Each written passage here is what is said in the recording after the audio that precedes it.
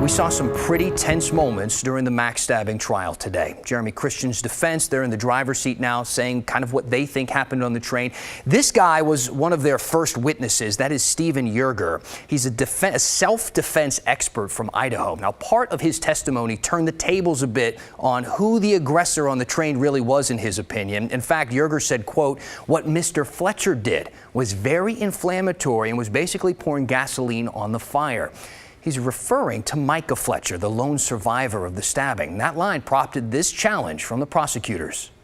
Mr. Christian's the fire in that analogy, is that right? He was pretty agitated. So Mr. Christian's the fire in that analogy, is that right? No. No. So when you use the analogy throwing gasoline on a fire, and you use it to say that someone like Micah Fletcher would be throwing gasoline on a fire in his actions, who's the fire? Where's the fire? What's the fire in that analogy? Do you understand what I mean by analogy? Yeah, I do understand your analogy. So what's the fire? So when you approach somebody that's agitated in the manner that Mr. Fletcher did, I guess you could refer that to as potentially the fire. I get an idea of the tone in there today. Again, this is just day one for the defense, and this could be one that wraps up pretty quickly. They think the defense could wrap it in the next couple of days and turn this all over to the jury by next week. Here's Maggie Vespa with what we could see then.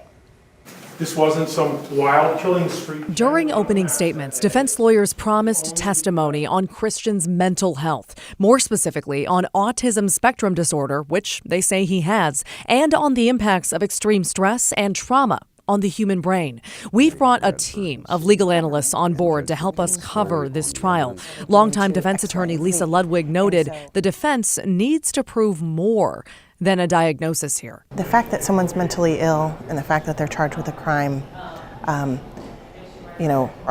separate topics until someone can kind of knit them together in a cause and effect narrative. The state is still going to argue that he was acting planfully and intentionally.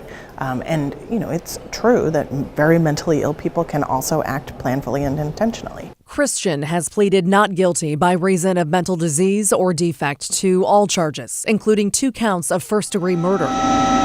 That means he has admitted to boarding a crowded Max train in May of 2017, delivering an angry, racist rant that terrified 2 black teen girls. Saying go back to Saudi Arabia. And then stabbing 3 men who either intervened or stood nearby. 2, Ricky Best and Talija Nomkai Meche, died. The third, Micah Fletcher, survived.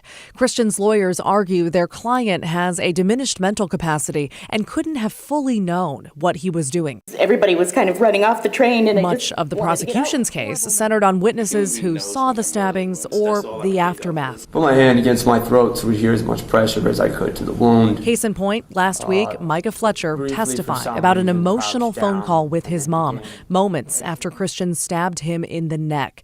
Not wanting to panic her, he lied and said he'd been stabbed in the arm. She's like, yeah, okay, where are you? And I explained to her that I'm at the Hollywood Transit Center. And then